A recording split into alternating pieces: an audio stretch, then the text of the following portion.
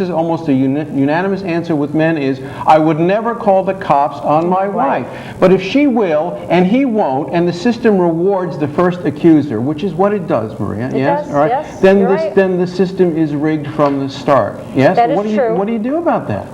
What I do is, when we have the workshops, I usually tell the guys, if it's truly false, then you need to fight it back, and the way to fight it back is to, in any court, you have to, whoever accuses you has to prove that burden. What do you do when a father walks in and says, I haven't seen my children for years, I'm alienated from them, it's tearing me apart, I don't know what to do? Maria, what do you say to them? I usually say to put paperwork in and start the process to get them back, to hold the other person accountable for whatever they've done or not done. Why does the system allow this? Would you agree that it's all three of you? Is it if someone takes a child and uses that child as a weapon against an ex? Yeah. I think that's child abuse. Is there anyone here who thinks other than that? I mean, do you think? Emotional. And some judges now are starting to hold that, in fact. Yeah. And you see them because it's still somewhat rare, and so it gets headlines. But some judges finally are breaking some ground and actually doing something about it. And I think that's a good thing. Why is the false accusation a woman's weapon? What is there about it?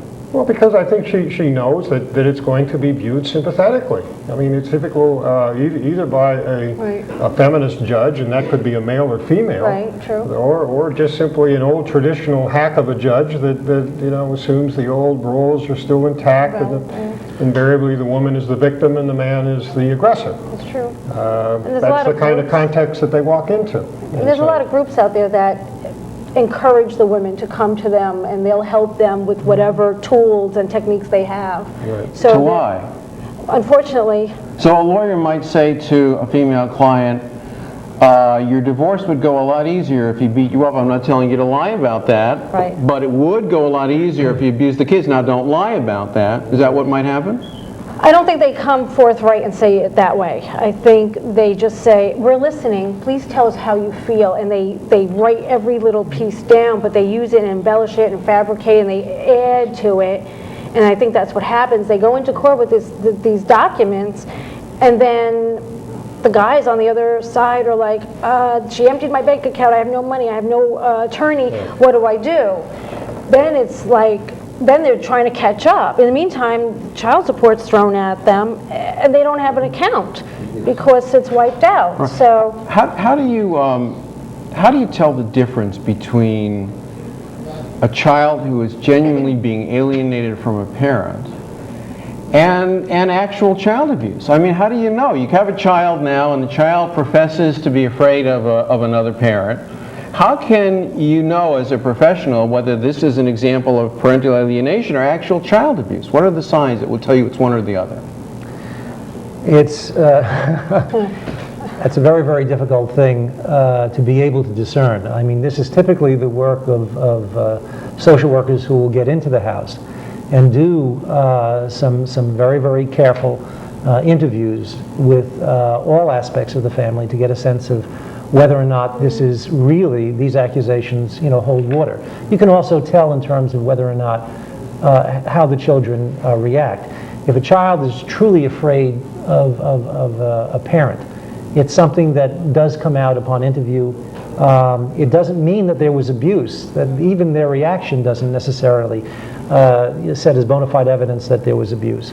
But it's important, to listen, to look, and then to use the best judgment available. I'd just like to also add, though, that parental alienation doesn't only come from an abusive parent or even the claim of abuse, but sometimes, unfortunately, it happens because the spouse that is not the custodial spouse does not show up and does not, it is not present, if you will, in the lives of their kids the way they need to. You need to be a very, very active advocate as a parent to make sure that your role is reinforced. And when parents, and in this case I'll say unfortunately oftentimes when fathers aren't there for visits, they don't show up regularly, they don't make themselves and their passion for their children known, kids pick that up also, and alienation does follow. And one of the points I want to make, because we're running out of time quickly, I do think one of the reasons that fathers sometimes withdraw, as you just suggest, is, and I want to make note of the Braver study that I referred to earlier. Braver says that there's a difference between how men and women react. He says mothers tend to recover more quickly than fathers. Quote, "This is not a fleeting difference that evens out over a period of months. Rather, these gender imbalances in coping can last as long as 10 years. What he's saying, and I know you're saying you don't see this, but what Braver is saying is that the lingering effects on divorce hurt fathers more for a longer period of time, and sometimes they withdraw out of that deep despair.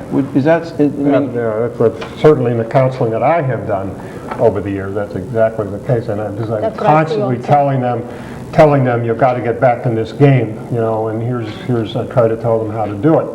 But that's exactly right. What advice do you give them? Well, I say, first of all, I ask them what their order is, very specific. What's your order? When are you supposed to be there? Will you be sure and be there? Right. And if you're having a problem at the doorstep, bring a witness with you. Absolutely. But if he says that I'm there and the kids are never there, and it doesn't matter, there's a court order and she disobeys the court order, and they're not going to throw her in jail, so there's nothing that I can do. At some point, they're going to throw up their hands and give up, yes? No. I usually say go in and have, both parties are supposed to comply with that court order. And I say go in and go against it. A lot of times, too, you'll find the attorneys are very wishy-washy that represent men.